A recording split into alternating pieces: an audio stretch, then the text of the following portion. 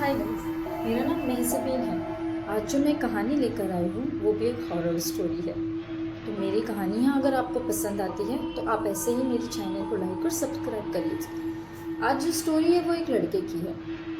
जैसे कि एक गांव से मुझे ये स्टोरी मिली है जो मैं आपको आज बताने जा रही हूँ। ये गांव औरंगाबाद में है। औरंगाबाद में एक ज़िला है खुलताबाद, वहाँ की स्टोरी है। मिनिमम ये गांव की स्टोरी शुरू यहाँ से होती है कि सारी चीज़ें नॉर्मल है गांव में। वहाँ एक लड़का है जिसका नाम अमूल है और उसकी एक छोटी सी शॉप है जिसमें वो जेरोक्सेस, गांव वालों के कुछ पेपर्स के जेरोक्स निकालना, पढ़ा लिखा लड़का, एजुकेटेड लड़का था। और उसमें ये बात हुई है ना कि गांव वालों का मानना है कि आज भी वो गांव वालों को नज़र आ रहा है। बात यहाँ से शुरू हुई है कि उसके गांव में कुछ, उसके घर में कुछ ऐसी चीज़ें उसके पेरेंट्स के बीच में चल रही थी, किसी लड़की को लेकर, उसकी शादी को लेकर। और बातें इतनी मतलब बढ़ गई थी हद तक के कि अमूल का कहना था कि उसे कोई और लड़की पसंद है, बट घर वालों का कहना है कि जो हमें पसंद है वही होगा। लेकिन कुछ समय के बाद इनकी बातें इतनी बढ़ गई है, इतनी उनकी लाइफ में प्रॉब्लम्स चलने लगी वहाँ पे। और लाइक कुछ चीज़ें ऐसी हो गई उनके लाइफ में कि वहाँ पे कुछ हाथापाई होने लग गई। और उन्होंने जो उसके पेरेंट्स थे उन्होंने शायद लड़के को मारा। और मारने के बाद वो बंदे ने अपना घर छोड़ दिया। छोड़ने के बाद वो डायरेक्टली अपने फार्म पे चला गया, खेत में जाने के बाद वो काफ़ी समय तक बहुत कुछ सोचा। और सोचने के बाद शाम के समय मिनिमम 6 से 7 के बीच में उसने आत्महत्या कर लिया।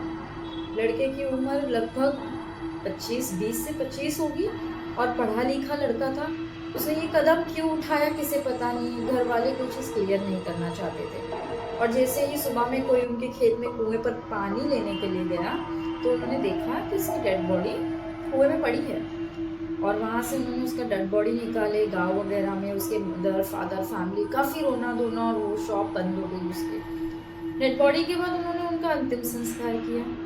अंतिम संस्कार के बाद से ही कुछ ऐसी चीज़ें थी, क्योंकि एक तो पहले वो बंदा अनमैरिड था और वो किसी से तो प्यार करता था। उनके घर वालों ने ये बातें बहुत छुपाई थी और हमें उस चीज़ों का अभी तक कुछ आइडिया नहीं है। जैसे ही बंदे ने सुसाइड करने के बाद उसको शमशान ले जाया गया, जैसे रीति रिवाज से उन्हें जलाया गया। और जलाने के बाद से कुछ समय के बाद, जैसे कि देखा जाएगा तो कुछ 1.5 से 2 महीने के बाद गाँव वालों का कहना है कि वो उन्हें नजर आने लगा है।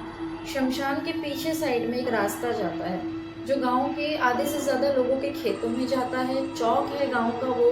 और वहाँ से वो बंदा बाइक से आने जाने वाले, 4 व्हीलर जाने वालों को हाथ दिखाता है। हाथ दिखाने के बाद उनकी गाड़ियाँ रुकाता है और उनसे हेल्प मांगता है। लेकिन हेल्प के बहाने वो उनको कोई बड़े नाले में या उनका कुछ एक्सीडेंट करवा देता है, या उनको घायल कर देता है, या फिर कोई ऐसी गाड़ी के सामने उनको लाकर खड़ा कर देता है जिससे सामने वाले बंदा ऑन द स्पॉट मर जाए। वो ऐसी सब चीज़ें कर रहा है। मैंने एक किसी ने देखा, गांव के पर्सन ने, उसने इग्नोर किया और ये बात इतनी तेज़ी से फैल गई है कि लोगों का मानना है कि वो उन लोगों को नज़र आने लगा है, उन लोगों को दिखाई देता है। वो रात के समय तो गांव वालों ने एक ऐसा रूल्स बना दिए है गांव में कि 8 बजे के बाद उस गांव में कोई भी बाहर नहीं आता। और उस रास्ते से जाना लोगों ने रात के समय बंद कर दिया है। कहते वो उन्हें परेशान करता है, वो उन्हें देख के हंसता है।